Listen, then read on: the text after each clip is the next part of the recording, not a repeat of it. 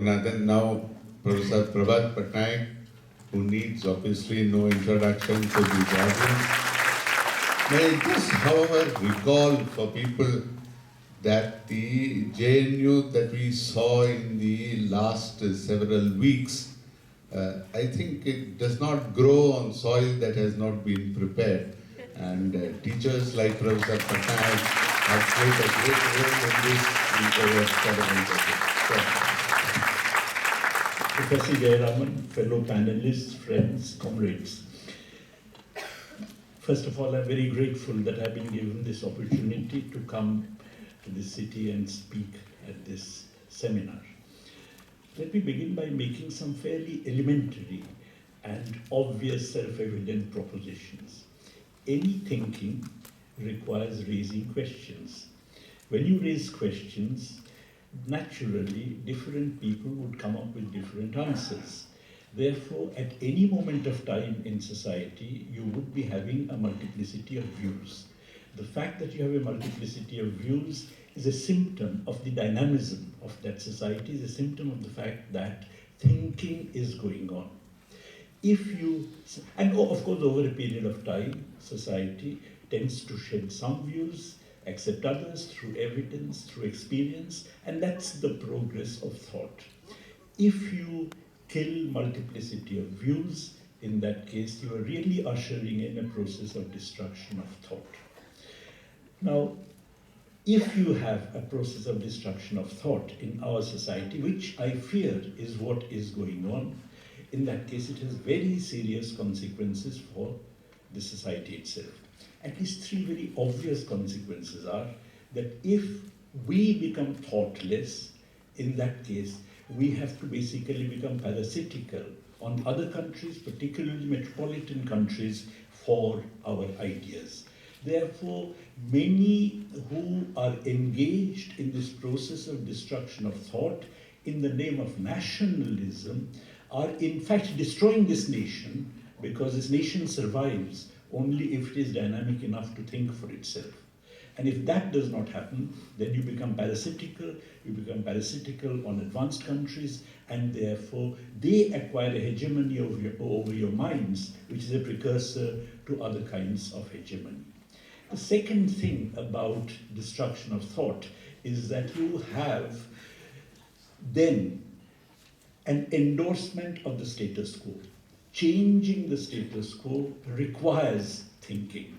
Marx had a beautiful sentence where he said that the difference between the worst architect and the best bee is that the architect creates a structure in the mind before actually creating it in reality. Any social change requires thinking about social change, and therefore it requires thought. Any process of destruction of thought is something which therefore is inimical to social change, and consequently it is actually an endorsement of the status quo. And the third feature, of course, that once you have a destruction of thought, you can put pebbles in people's minds in the name of communalism, in the name of all kinds of divisive tendencies, because communalism, after all, basically is creating imaginary constructs, the Muslim, the Hindu, which do not correspond with reality. And consequently, the capacity to bring about these imaginary constructs and fill people's minds with them is symptomatic of a process of destruction of thought, when actually thought has got detached from any kind of concern with reality. I think what has been happening, and politics, I believe, is basically alternative perceptions being presented to either society itself or to particular segments of society about itself and about how it can change. Yesterday, for instance, when Mr. Venkaiah Naidu said that there should be no student politics, effectively, that's part of the project of destruction of thought. Now, this process is one which I particularly feel concerned about, because I've been teaching in JNU since 1973. I still do, even though I'm retired, 43 years. And I've never seen the kind of thing which occurred recently. We were there during the emergency, during the emergency, it was a very straightforward business of police coming into the campus, arresting some person, Prabhat Purakayastha, thinking he was the president of the Students' Union, and when they realized they had made a mistake, they did not release Prabhat Purakayastha. They came and actually arrested the president of the Students' Union, D.P. Tripathi, who is now in the NCP. Now the point is that, it was a straightforward confrontation between the state and the students or the JNU community. What you find now is much more. It's not just the state coming in, but lumpen mobs, hired lumpen mobs, baying for students' blood outside the campus gates. Now that is something which is really quite unprecedented, not just in the history of JNU, but in the history of any institution in this country. And you find this enormous campaign in the media about JNU being anti-national and the place being full of people who are against India, invoking the soldiers in the frontier who are getting martyred. All that is a way of destroying an institution which has acquired a certain excellence precisely because of the fact that a multiplicity of ideas prevail within it. Now, I think if that happens, if it is the case that institutions of that kind get subverted, undermined, sabotaged, then we are witnessing a process of destruction of thought which is extremely disturbing. Now, I think this process, of course, is something which is supported by two very complementary tendencies. One tendency which we have witnessed before is the fact that there has been a process of commoditization of education. Education become a commodity. Notice one thing, in this entire period, when students have been very active in defending creativity, in defending freedom of expression, in defending freedom of thought, the students who have been active are from Pune Film Institute, Hyderabad Central University, JNU, Fine Arts Faculty of Baroda University, or Yadavpur University in Calcutta. Every one of these is a public institution, is a government-funded institution. You do not find anybody belonging to a private university or a private institution of education coming onto the streets in defense of freedom of thought or expression and so on, or against the assault of Now, I'm not making a moral point against them. What I'm trying to say is that the reason this happens is precisely because these institutions are set up in order to provide something called education, in quotes, which is sold as a commodity. One effect of this, which has been much discussed, is that it excludes, obviously, if you have such educational institutions which sell commodities, they do so for a profit. In order to make a profit, you have to charge high prices, and of course those prices exclude the bulk of the country's potential students. So they are actually institutions that exclude large numbers of students. But there's an additional aspect, namely that they actually constitute instruments in the process of destruction of thought. And the reason is the following: that a commodity is a finished product, nicely packaged. And as a result, if you have an institution that is selling education as a commodity, then precisely the less questions that are asked, the less fuzzy what is being given to you becomes, then the worse it is from the point of view of the institution, because the entire thrust is to present to you a nicely packaged body called education. And that is what commoditization means. And once you do that, then it necessarily precludes raising questions, it necessarily precludes creativity, it precludes any concern with the grand universe of ideas. And if that is the case, and it inculcates in you essentially a desire to earn more money and so on, because of course, if education is a commodity, if I spent a lot of money buying it, in that case, naturally, I would like to recoup that money by selling whatever I have got in doses for all kinds of occupations, and consequently that then becomes my overriding concern. The question of curiosity, the question of creativity falls by the wayside.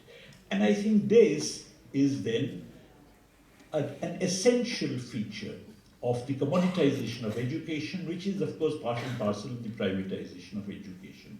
And in this kind of an ethos, as I said, putting pebbles in people's minds called communalism, that Muslim, and you know what is quite shocking is that it is not just the communal riots which used to be engineered, everybody knows about them, but the fact that an overwhelming bulk of people these days who are supposed to be educated, having these kinds of communal ideas, having these kinds of communal feelings, that is really a remarkably depressing feature of the current educational scenario. In fact, one of the philosophers, Chicago philosopher Martha Nussbaum, said that, you know, that Modi's election is above all a comment on the Indian educational system. The fact that in this country, such substantial segments of the educated elite actually were in favor of a person who was not clean as far as the Gujarat communal rights are concerned. It's a very disturbing phenomenon. And I believe that is again a part of the process of the commoditization of education, where you see education as essentially a means of getting a larger income.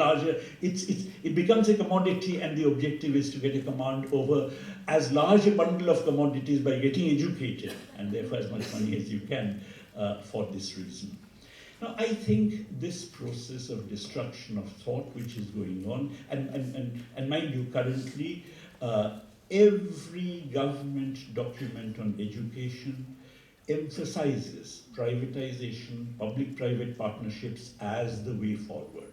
So you have a commoditization of education together with, of course, these commodities having their minds filled with pebbles like communalism, which, if you like, is in the sphere of education the counterpart of the corporate communal alliance that we find at the level of the state, at the level of the current Indian state. Corporate communal alliance at the level of the state, and at the same time you have corporate profit-making or private profit-making together with pebbles like communalism being put into the heads of people at the level of the educational system. I think this destruction of thought is particularly significant in India because I think it's associated with what I would call a social counter-revolution. That if you look, for instance, at a state like Kerala, you look at Kerala at the beginning of the 19th century, you not only had untouchability, you even had unseeability. In other words, a Dalit person could not even be seen by an upper caste person, and as a result they used to go with bells around their necks, so that if an upper caste person was coming by carriage, the coachman would call out and the Dalit would hide by the roadside, and of course once the carriage had passed he would come out. Now from that to what Kerala is today is, in my view, India's long revolution. The fact that, the fact that after millennia of institutionalized inequality embedded in the caste system, we have now at least equality before law, one person, one vote, universal adult suffrage. These are remarkable achievements. I actually come from a rural area in Odisha, and I remember the first 1952 elections, the kind of anger that the Brahmin landlords in my village had at the fact that their vote has the same value as the vote of the Dalit is something which I have seen with my own eyes. So there was in India a process of long social revolution. And of course this was made possible by the two enormous movements that took place. One was the anti-colonial struggle and the other was the social struggle led by Phule, Ambedkar, Periyar and others.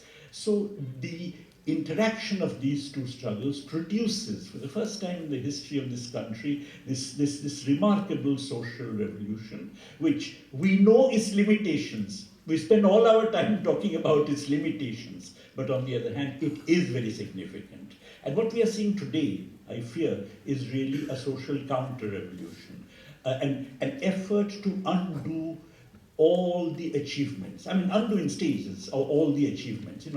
Starting from the fact that self-reliance in the realm of the economy, in the realm of science and technology and so on, vis-a-vis the dominant powers itself is getting undermined, right to the fact that there is a questioning even of reservations. We find down the line an effort at a social counter-revolution. And the destruction of thought that we see today is really to aid this social counter-revolution. Now, we have to struggle against this one of the most remarkable things is that the upsurge among students of resistance against this is something which really fills me with enormous hope. But at the same time, this is not a process which is just episodic. This is a rather long drawn out struggle. And insofar as this is a struggle which is not just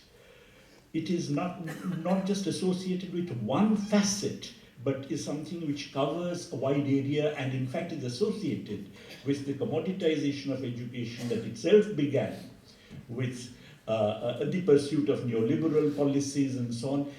It really is linked to a rather deeper set of processes. In other words, it's not enough that we resist the assault on reason as it is occurring today. Of course we must, but we must resist the very conditions, the very social conditions that actually create this assault on reason. And doing so, therefore, is a kind of dialectics in which all of us have got to be engaged in the coming days. Thank you.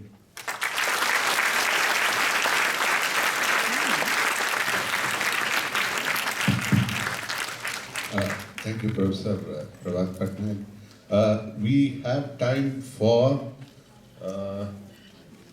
maybe 3, at most 4 quick questions. Yes.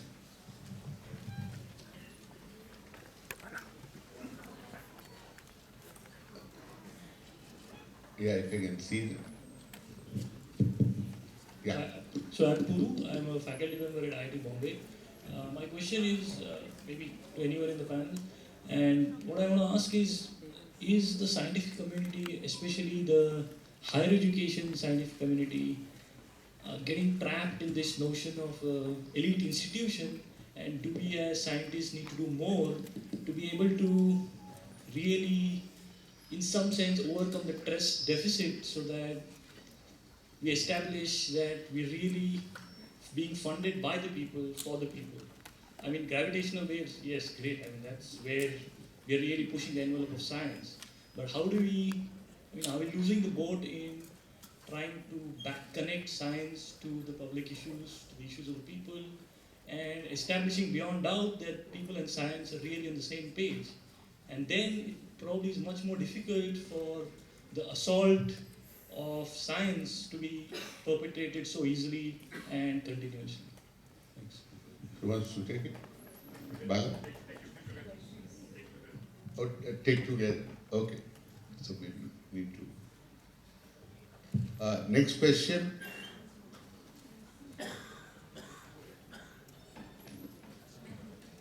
Oh, okay. Sorry, there was someone earlier. Yep. My question is to Hamid Davolkar. The response to the attack on reason and rationality is, of course, a moral response, but can it just remain at the level of a moral response? And is it not necessary to have a political response to this attack, because the attack is also a political attack? And defeating the attackers, beating back the attack, was not the Bihar elections a very important victory for the counter-attack, for defeating the attack against reason and rationality? And in the Bihar elections, was not a person like Lalu Prasad Yadav very important? Anybody upstairs? Okay. No, before that, can we take the gentleman there? Yes, I have a question to Dr. Balasubramaniam and also to Dr. Ratin Roy regarding fund cuts in education, especially in research. So you had mentioned that there was a time when there was funding in research, but despite that we've not been able to make gains in science and technology the way we should have. One of the problems for this could have been lack of industrialization. And that has not happened even in the leftist states. And I would like to connect this to what Mr. Thabolkar said. So how do you bring this together? And if I may put in another factor here, land reform. So, that's more than one question. Sorry. You had a question? Yes. More than the question, I also am deeply concerned that it's very nice that we are talking about higher education, but can we afford to talk of education in sectors? Don't we need to see it at a spectrum? Because that is where the issue of equity and basic, the formation of understanding and abilities is at play in school education. And even today, we have a so-called right to education that only speaks of education from class 1 to 8. And thereby, in a way, kind of, making caste system stay alive in modern times. So, that is equally a challenge for us. Yeah. Professor Mohan now? Well, both Dr. Balasubramaniam and Professor Patnaik have Go ahead. both Professor Patnaik and Dr. Balasubramaniam have referred to the disappointing role of the middle classes in the last 10 or 15 years. And this, in some sense, should be blamed on our higher education system. My question to either or both of them is this reactionary, almost, role of the middle class in India of recent times simply to be blamed only on greed, although that could be a major factor, but also on a fear of a revolution of rising expectations from the masses of India? Could you blame this on a desire on the part of the middle class, which is a prelude in many fascist outcomes in history, of the need for a strong man, of the need for a strong regime, the better to control the lower classes, to put them in place, to keep them in place? Thank you. There's one question up there. Yeah, my question is to Comrade Dabholkar. Oh, Comrade Dabholkar. Yeah, please go ahead. Yeah, Mr. Dabholkar, there are two things which I want to say. One is, Karnataka has banned Jyotish advertisement. Karnataka has attempted to ban advertisement of Jyotish, all Jyotishes. And another one is, can you do something about 26 January, every society celebrates Satyanarayan Puja. Can you stop it? That is very, very essential. At least you can, you can at least have one, Pula Deshpande talks on Nasheed. You can put that, at least that can be popularized, that Satyanarayan Puja can be stopped. Last question. मला दाभोळकरांना प्रश्न विचारायचा होता की सगळे आज जी leftist movement आणि कन्हैया कुमार हे सगळे लोक विचार करतात की क्रांतीची विचार करतात की देशामध्ये एक वेगळी पुन्हा एकदा क्रांती झाली पाहिजे आणि त्या क्रांतीनंतर दलित कामगार आणि शेतकरी यांचं राज्य आलं पाहिजे आणि एक ती विचारधारा पूर्ण समाज एक वेगळ्या पद्धतीने बदलण्याचा प्रयत्न करतात. पण अनीस जी संस्था आहे आणि ज्या प्रकारे काम चालतं त्यांची सुद्धा विचारधारा ही पूर्णपणे बदलावाच्या विचारांनी चालणारी आहे की पुढे येणाऱ्या दिवसांमध्ये जे क्रांतिकारी विचार जे मांडतायत लेफ्टिस्ट करून त्यांना अनीसचा पूर्ण पाठिंबा असेल का?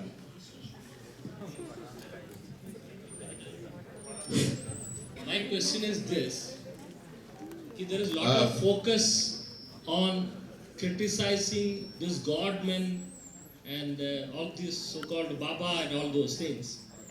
but are we not losing the battle by not criticizing organized religion? At some level, trying to compromise with organized religion and leaving the larger enemy free and picking up these small fries, the godmen. Is it not a self-defeating proposition?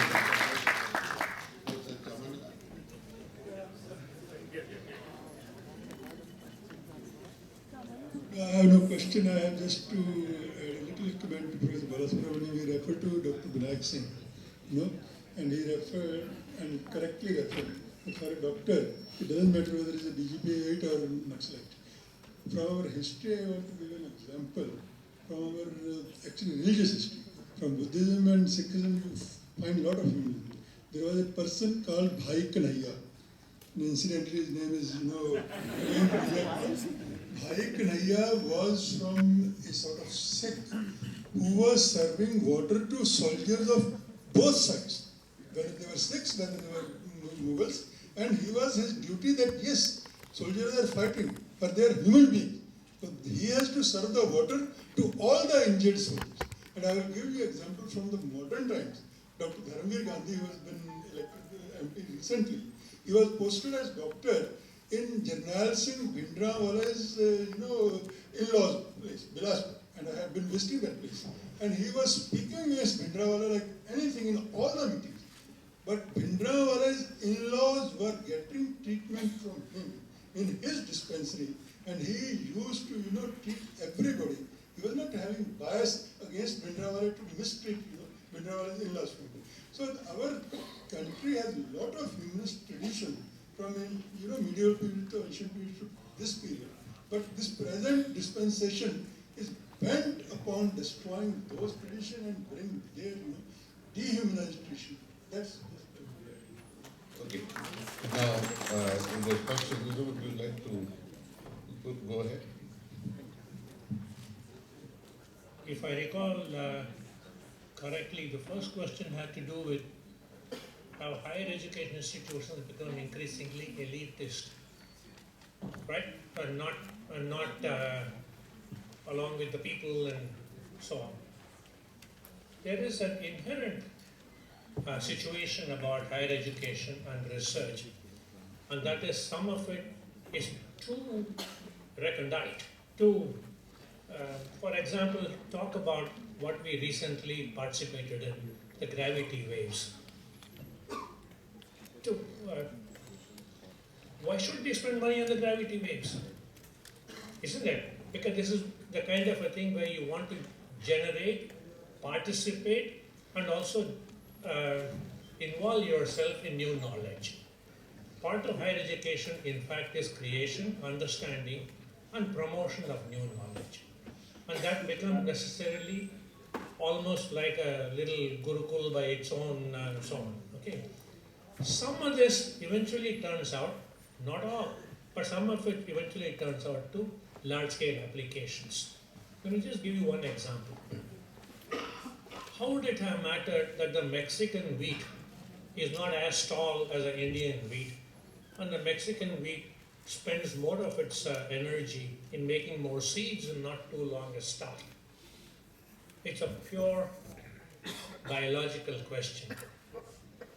Until one actually decided this is going to be useful for a common, for agricultural needs and so on. Or even this gravity waves business, suddenly because we had this opportunity to try and look at some, even for me to talk about this to my wife becomes very difficult because I myself don't understand it as much.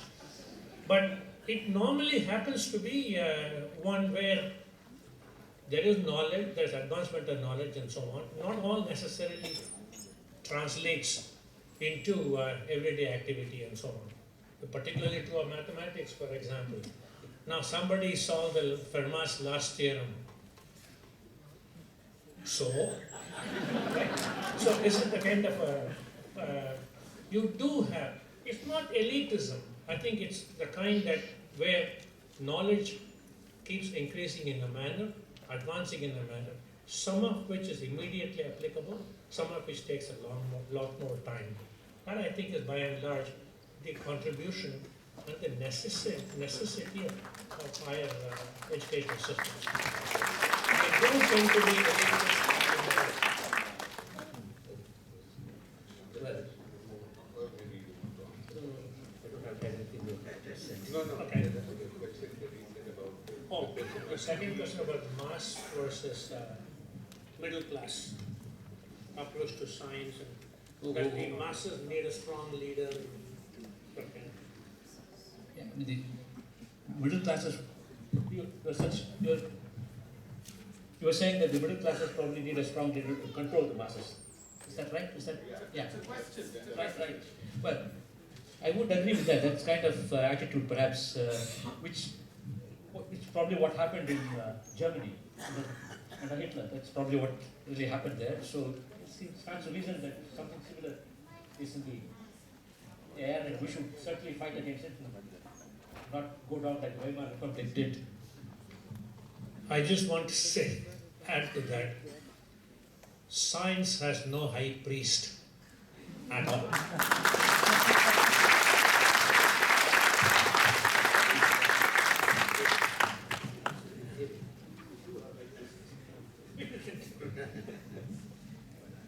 I have 3-4 questions. So, the humanity that sir was talking about, I think we have started generating them. So that's in a way good thing. First, I will answer the about politics and Lalu Prasad Yadav. What we feel as Andhashraddha Nirmulan Samiti, that we are a political organization. There can be party politics, and there can be politics of realigning interest in the favor of people of this country. We are not in party politics, but as Comrade Pansare said repeatedly, that we know who are our friends on this side of the line and who are on the other side of the line. And that's the reason Communist Party has, from the Pansare days, and Dr. Dovle is also here, have continuously have remained the comrades in this battle. So we are very much aware of the party politics, but we prefer not to go into that and work in the community around the issues. There are some choices that you have to make in politics. So aligning with Lalu Prasad Yadav as a choice, political choice, definitely you can understand. But are you going to ask this question to yourself or not? How Lalu Prasad Yadav became the poster boy of Socialist Party of this country? That is very basic question. And what is happening in Bihar? So you can choose bad against worst, but is there going to be a choice of good in this country at some or other point of time? So that's one thing. Second is about the thought process of Andhashraddha Nirmulan Samiti. I have made it a bit clear, but we believe in evolution, not revolution. So evolution takes time, and it not necessarily should be counter to revolution. As again Comrade Pansare repeatedly quoted that we are on the same side of the line, and we should fight the battle with hands in hand. And obviously, the fourth principle of the work of Andhashraddha Nirmulan Samiti is to get associated with the like-minded people, and that's the reason when Dr. Narendra Dabholkar was killed first, when none of this was there in this country, that was the first incident, then all the like-minded organizations stood behind Maharashtra Andhashraddha Nirmulan Samiti. That was not an accident. That was because in 25 years, Andhashraddha Nirmulan Samiti has taken deliberate efforts to build bridges with them. So that's the thing that I want to mention. And the fight against the caste. So it's not about only governments. Why Andhashraddha Nirmulan Samiti works against the caste? Why we celebrate Samvidhan Bandilki Mahotsav? Because we think that it is not against government, it's pro-reason. So though it has started from a battle against government, the destination is to pro-reason. We didn't want to do something which is against something, but actually for something, and that is upholding constitutional values and upholding reason. So that's the answer to that. And Jyotish, we need many people. Andhashraddha Nirmula Samiti is a small organization, so whoever wants to join hands with us, we are very much to take your support to actually convert this, 26 January into actual Republic Day. In Pune, actually, Baba Adav's organization has actually started doing that with Andhashraddha Nirmula Samiti. All Riksha Panchayats, they do Samvidhan Puja rather than the Satyanarayan Puja on that 26 January. So that also is an important issue. And last thing which about the government and organized religion, I think it's good for us to understand why Dr. Narendra Dabholkar was chosen as the first target. Let's reflect back and think about this. When you start working against superstition, then the people who are running organized religion realize that it is the first step, a logical step, and which is close to the mind of the community in challenging organized religion. That we need to understand. So, battle against Godmen is not happening in a complete vacuum. It's a first step towards challenging organized religion. And one of the the third principle of Andhashraddha Nirmulan Samiti has always remained constructive criticism of religion. The reasons that we work cracker-free Diwali or against the polluting water due to the immersions of Ganesh idols, all of this has been constructive criticism of religion, and when you start criticizing and evaluating religion, that's the basic step against organized religion. Thanks. Professor Prabhat, but just one small thing, maybe we have some hope that the new poster boy of socialism in Bihar at least will be Kanhaiya and not Lalu Prabhat.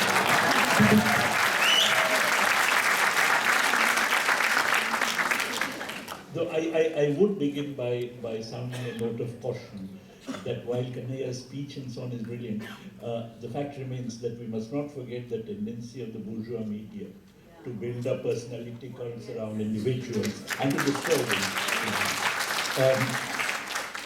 I'll just mention three points. One is the school education. I completely agree, of course, that the rot begins at the level of school education.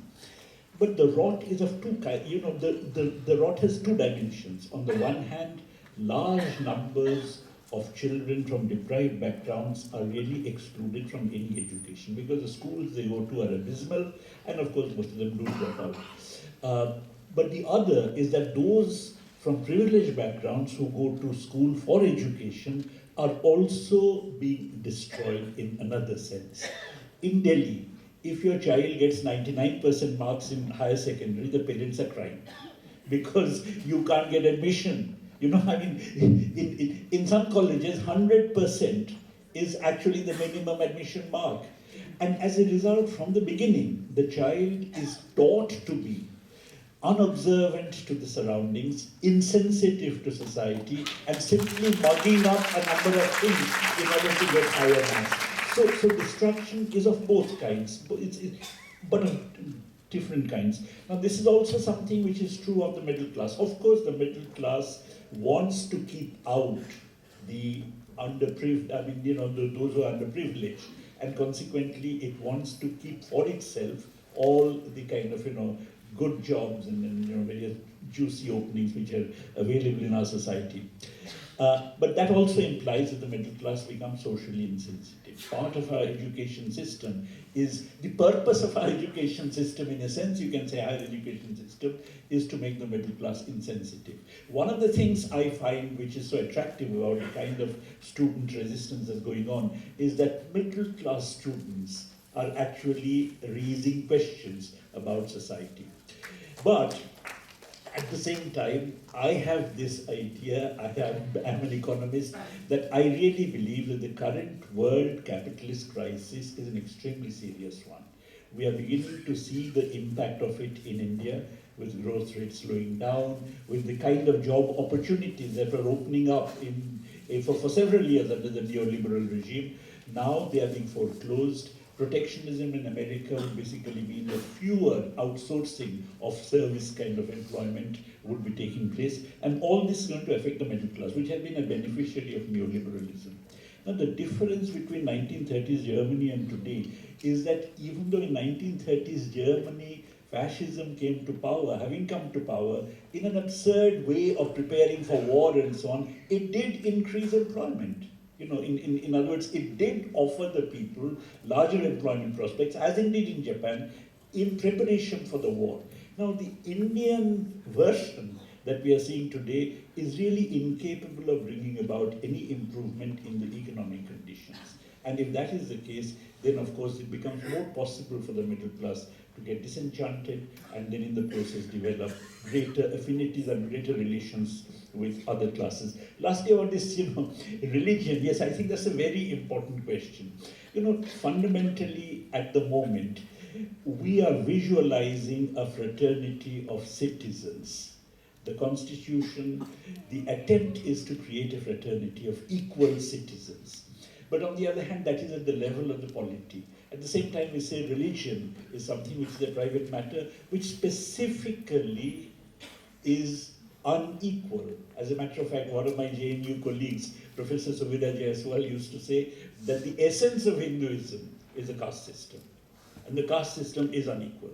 And that being the case, there is really a tension, a contradiction between religion on the one hand and of course the kind of society of equal citizens that we want to build. This therefore entails that at least the religious aspects of religion must disappear over time if we are going to build a modern progressive equal society. Thank you. May I thank the panelists once again. We are clean out of time, so if there are more questions, you're welcome to talk to the speakers. Thank you.